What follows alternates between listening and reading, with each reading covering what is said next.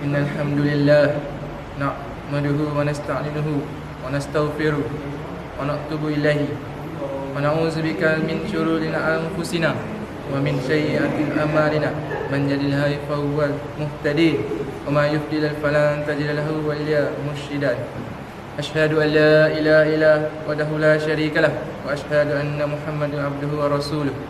Allahumma salli ala sayyidina nabiyyina Muhammadin wa ala alihi wa sahbihi wa man da'a bid'awatihi ila yaumiddin.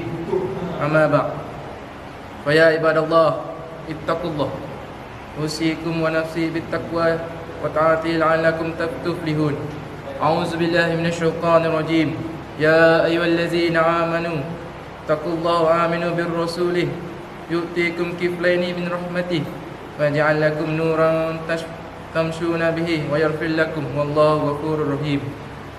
Sidang jemaat yang dirahmati Allah, pada hari yang mulia ini khatib menyeru kepada seluruh kaum muslimin supaya kita bertakwa kepada Allah Subhanahu Wa Taala dengan melaksanakan segala suruhannya dan dalam masa yang sama meninggalkan segala larangannya. Mudah-mudahan kita semua dibangkitkan dalam kalangan orang-orang yang bertakwa di akhirat kelak. Bulan Rabiul Awal sangat sinonim dengan masyarakat kita, khususnya dalam usaha memperingati sirah Rasulullah sallallahu alaihi wasallam. Justru tajuk khutbah pada hari ini ialah teladani Rasulullah hayati sunnah. Sidang jemaah yang dirahmati Allah, kelahiran Nabi Muhammad sallallahu alaihi wasallam dan perutusan baginda Rasulullah sallallahu alaihi wasallam sebagai Rasulullah adalah bukti teragung betapa luasnya rahmat Allah Subhanahu wa taala kepada seluruh alam. Menerusi kerasulan baginda teragung Rasulullah SAW, Allah SAW telah menyebarkan petunjuk dan hidayahnya kepada manusia. Maka khusus buat orang beriman, Allah Subhanahu Wa Taala melipat gandakan rahmatnya dengan putusan baginda. Firman Allah menerusi surah Al-Hadid ayat 28 bermaksud, wahai orang-orang yang beriman, bertakwalah kamu kepada Allah dan tetaplah beriman kepada Rasulnya, supaya Allah memberi kepada kamu dua bahagian dari rahmatnya dan menjadikan bagi kamu cahaya untuk kamu berjalan dengannya, serta diampunkannya dosa kamu dan Allah Maha Pengampun lagi Maha Mengasihi. Demikianlah rahmat dalam perutusan baginda sallallahu alaihi wasallam sebagai penutup para nabi dan rasul. Apa jua yang datang dari sisi baginda sama ada dari sudut pendengaran akidah, amalan syariah, pedoman akhlak adalah berasaskan bimbingan wahyu ilahi yang wajib kita patuhi dan teladani. Sidang jemaah yang dikasihi Allah, sesungguhnya nikmat teragung yang dianugerahkan oleh Allah kepada kita adalah iman dan Islam. Ia adalah hasil pengorbanan dan perjuangan Rasulullah bersama para sahabat sejak 1400 tahun yang lalu. Bermula daripada golongan minoriti yang ditindas sehingga akhirnya berkembang bentuk kerajaan empire yang menerajui tamadun dunia untuk tempoh ratusan tahun. Maka kita pada hari ini cukup berbangga menjadi umat Nabi Muhammad sallallahu alaihi wasallam. Namun, apakah kita benar-benar menjadikan Nabi Muhammad sallallahu alaihi wasallam sebagai idola dan contoh ikutan? Adakah ahli keluarga dan masyarakat kita mengamalkan gaya hidup Muslim seperti Nabi Muhammad sallallahu alaihi wasallam? Lebih menceritakan, generasi masa kini hanya sekadar mengenali nama dan mendakwa mencintai baginda sallallahu alaihi wasallam, tetapi tidak pula mengamalkan sunnah baginda sallallahu alaihi wasallam dalam kehidupan. Sedangkan Allah Subhanahu wa taala berfirman melalui ayat Al-Imran ayat 31, "Qul in kuntum tuhibbunallaha fattabi'uni yuhibbukumullah wa yaghfir lakum dzunubakum wallahu ghafurur rahim." Bermaksud, katakanlah Muhammad, jika benar kamu mengasihi Allah, maka ikutilah aku, nescaya Allah mengasihi kamu serta mengampunkan dosa-dosa kamu. Dan ingatlah, Allah Maha Pengampun lagi Maha Mengasihi. Jika kita tidak merasa rindu dan kasih terhadap baginda sallallahu alaihi wasallam dalam jiwa, bagaimana mungkin kita mampu mengamalkan dan memperjuangkan sunnah baginda dalam kehidupan seharian? Baginda pula mahu mendambarkan syafaat baginda di akhirat kelak. Ingatlah, kecintaan kepada baginda sallallahu alaihi wasallam bukan sekadar menzahirkan kemarahan baginda dihina atas sunnahnya dipermainkan, tetapi kecintaan sebenar adalah dengan sentiasa mengamal akhlak mulianya dan sunnah yang telah ditunjukkan sallallahu alaihi wasallam. Allah sallallahu alaihi wasallam berfirman melalui surah Al-Ahzab ayat 21, laqad kana lakum fil rasulillahi uswatun hasanah liman kana yarjullaha wal yawmal akhir wa dzakarallaha katsira. Bermaksud, demi sesungguhnya adalah bagi kamu pada diri Rasulullah itu contoh ikutan yang baik, iaitu bagi orang yang sentiasa mengharapkan Allah dan dari hari akhirat, serta dia pula menyebut dan banyak mengasihi Allah. Muslimin yang dirahmati Allah, antara contoh kita boleh teladani dalam kehidupan Rasulullah sallallahu alaihi wasallam ialah sifat rahmat dalam menyantuni ahli keluarga.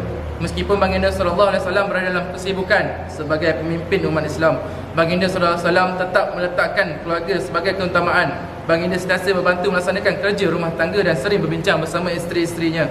Baginda sebelum membuat keputusan, Baginda bersikap lemah lembut serta seiring bergurau senda, tidak mudah marah, apatah lagi memukul isteri. Dan Baginda juga merupakan seorang bapa yang penyayang, lebih lagi terhadap anak perempuannya. Imam Tirmizi telah meriwayatkan hadis daripada radhiyallahu anhu bahawa Rasulullah SAW telah bersabda, khairukum ahlihi wa ana khairukum ahli. Orang yang baik dalam kalangan kamu adalah orang yang paling baik berlakunya terhadap keluarganya, dan aku adalah orang yang terbaik dalam kalangan kamu terhadap keluargaku. Hadirin muslimah yang dimuliakan, sebagai seorang Rasul yang bawa rahmat, Rasulullah SAW benar-benar telah mempamerkan rahmat dalam kehidupan baginda. Dalam pergaulan seharian, Baginda SAW tidak pernah mencerca, mengutuk, menghina dan melaknat golongan yang bukan Islam dalam dakwah baginda. Imam Muslim telah meriwayatkan kepada Abu Hurairah radhiyallahu beliau menceritakan, qila ya Rasulullah ud'u 'alal musyrikin, qala inni lam yu'bas la'anna wa innama bu'si rahmat. Maksud Rasulullah diminta, ya Rasulullah, doakan kebinasaan ke atas kaum musyrikin. Lantas Baginda SAW menjawab, sesungguhnya aku diutus bukan sebagai pelaknat tetapi sebagai pembawa rahmat. Demikian ketinggian budi pekerti Baginda SAW yang perlu kita contohi dalam kehidupan seharian. Ungkapan rahmat kepada sekalian alam merangkumi hidayah, kebaikan dan keadilan Islam ke seluruh alam. Setiap makhluk akan merasa kesempurnaan rahmat ini tanpa ada sesuatu pun yang tersisa daripada kelimpahan kasih tersebut. Sedalah betapa usaha menyatupadukan warga negara Malaysia yang bilang kaum dan agama bukan semata-mata tanggungjawab pemerintah. Ia adalah tanggungjawab setiap warga negara, berlebih lagi kita umat Islam yang menjadi pengikut Nabi Muhammad yang membawa rahmat. Sewajarnya kita lah warga yang menitik beratkan pada manyan dan perpaduan antara anggota masyarakat untuk meningkatkan syiar Islam. Sesungguhnya Islam adalah agama yang syumur dan agung, sewajarnya sentiasa dipelihara indahnya oleh setiap umat Islam. Sidang hadirin yang ada kasih sekalian, kesimpulan dapat diambil dari khutbah hari ini ialah: pertama, kita hendaklah bersyukur dengan anugerah Islam dan iman hasil pengumaran Nabi Muhammad SAW dan menyebarkan agama Islam. Kedua, kita hendaklah berusaha bersungguh meneladani sirah Rasulullah SAW dan mengamalkan sunnah yang ditunjukkan baginda. Ketiga, kita dituntut menyantuni seluruh manusia termasuk yang bukan Islam dengan akhlak yang baik bagi pamerkan kemuliaan Islam. Mari bersama kita menyati firman Allah Subhanahu wa taala dalam surah Al-Anbiya ayat 157. A'udzubillahi minasyaitonirrajim. Wa laqad katabna fil zabur fil ba'di zikri anna arda yarsuhal ibadiyal salihun inna fi hadzal labalaghun liqaumin abadi wa mal arsalna laka illa rahmatan lil alamin. Bermaksud, dan demi sungguhnya kami telah tulis di dalam kitab-kitab yang kami turunkan sesudah ada tulisan pada Lauh Mahfuz bahawasanya kami bumi itu akan dirunusi oleh hamba-hambaku yang soleh. Sesungguhnya Al-Quran ini mengandungi keterangan yang cukup bagi orang-orang yang mengerjakan ibadah, dan tiadalah kami mengutuskan engkau melainkan untuk menjadi rahmat pada sekian alam.